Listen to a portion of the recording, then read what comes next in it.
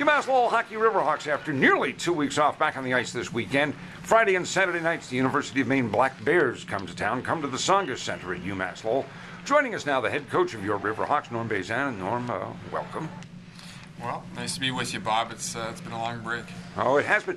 For a coaching staff and for players, when you're looking at what amounts to 11 or 12 days between games, does the approach to practice, is it different than it would have been were it just a Monday to Thursday and then you're playing again approach? Well, it depends. You probably get different philosophies from different coaches. We've tried to keep it relatively the same. We've tried to stay in the routine and pretend we had games last weekend and practice hard on those days. When I attended practice early in the week, it seemed, and I realized some days the emphasis is offense, but it seemed as though an awful lot of time, and maybe appropriately enough, being spent on offense and specifically on finishing. Has that been a point of emphasis with practice? Oh, sure it has. There's been several points of emphasis, and that's been one of them. Obviously, we haven't had the start finishing that we've wanted. However, there's still lots of hockey to be played, and we hope to improve in that area. All right, you say it's one of many points of emphasis. What are some of the others? Well, we feel we can improve our special teams. We feel we can improve a lot of areas. It's 5 games into the season, so you've got lots of ways to improve. Early in the year, is it difficult to really spend enough time on special teams that can play a very important part in a hockey game? But early in the year, there are so many things to work on. Yeah, there are. Yeah, however, you got to pick and choose a couple of them that you can really zero in on. Special teams is a big part of the hockey game, and we want to improve in that area. And I think we got 2 power play goals our last game. We hope to build on that. University of Maine in town this weekend. 2 games, important games, I would imagine, though. Yes, early in the season, but an important weekend. Sure. Yeah, every weekend's very important. And I think there's a lot of wiggle room in the standings from top to bottom, and I think you have to make hay when the sun is shining. You get your points when you can, and I think it's an important weekend for them. It's an important weekend for us and every other team that's playing in Hockey East. Both Lowell and Maine have probably gotten off to starts that have been less successful than they had hoped. Is there more pressure then? And I realize you can't speak for them, so I'll ask it in the case of Lowell. Is there more pressure on this hockey club to have a good weekend? Yeah, I think for us, every weekend we're going to have to try to garner some points and play good hockey. We really just concentrated on improving every single weekend, and that's what we're really focusing our attention on right now, is improving those little parts of our game that we can better from week to week. And I feel we've done that here over the last 7 to 9 days. I was going to ask, do you see those steady improvements? Yeah, I saw several little improvements here over the course of those 9 days, so hopefully they manufacture themselves in game situations, and that's really what you want to see. Do we make too much, we in the media make too much of importance in this, and looking at the standings every week, looking at rankings every week? Do we overanalyze things, you think? There's no question you do. However, that's your job, and I can appreciate the support and the focus on those things. As a coach, you're hoping to peak at the right time of the year, and right now we're trying to improve upon our BC weekend. We do have several areas we want to improve upon, but as long as we get better every single weekend, we'll be where we want to be at the end of the year. I was going to say the BC weekend, we saw Derek Arnold and Scott Wilson both get their first goals of the season.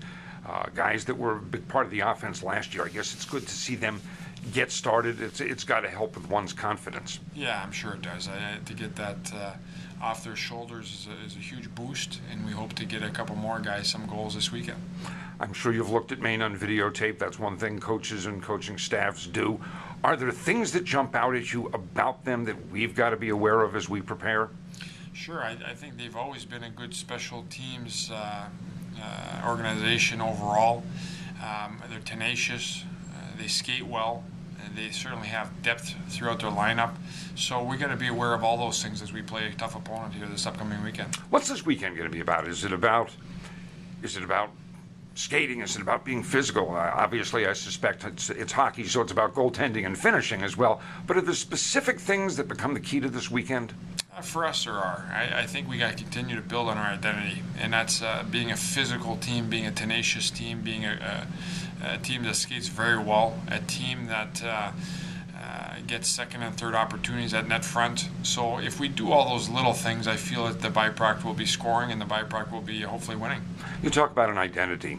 Teams develop identities, teams develop personalities. I've heard people talk about it with the Boston Red Sox, with the New England Patriots. That's typical for teams, sports teams. How long does it take for a team to develop its identity, to develop its personality? Well, it changes from year to year. I think you develop personality through adversity, you develop personality through success. And we're facing a little adversity now, and we'll see how we get over that, then we will. You've got a lot of good character in the locker room, and that's an important part of overcoming some adversity. So this weekend, it'll be interesting games, and more importantly, we're just anxious to play. It's been too long between games. We know players get a little itchy when they get back on the ice. It has been too long. Broadcasters feel the same way. Do coaches feel the same way? Absolutely. The ideal part in college, I think, would be 3 games a week, but it's down to 2, and that's fine. However, when you have a bye week, it really stretches out. Is a bye week inevitable just because of the length of the season? As far as the calendar length, are there just simply going to have to be bye weeks in there? Yeah, there are. Unless you play one game for several weeks, that's one way to avoid a bye week, I guess. But you have to have a bye week at one point in your season, and for us, it was early. Is it good to get rid of it early, you think? I don't know. There's several thoughts to that every season. After, in hindsight, 2020. After every season, you could see if it was a good bye week or a poor one, but we'll find that out after the season's over. Shame on me, I'm overanalyzing. Last thing I wanted to ask you, I noted, we've only had 2 home games this year. We've had crowds of more than 6,000 on each occasion. Fans are passionate. Does it make a difference to a team where when a game begins, you've got such tunnel vision as a coaching staff, as a player, that you don't notice the fans? Well, as a coach, I don't notice it, but I know the players do. And it's very important. Our fans have been great. Our crowds have been super this season so far, and we expect a great crowd this weekend. So I know that the players have appreciated immensely. It's great for support, and it's really a one-goal edge when they're loud enough and supportive enough. So I know they're going to be all of that this weekend, and we look forward to seeing them. We look forward to it indeed again. University of Maine, UMass Lowell, Friday night at the Songas Center, 7 o'clock start, 7 o'clock Saturday night as well. Norm, thank you. Thank you, Bob.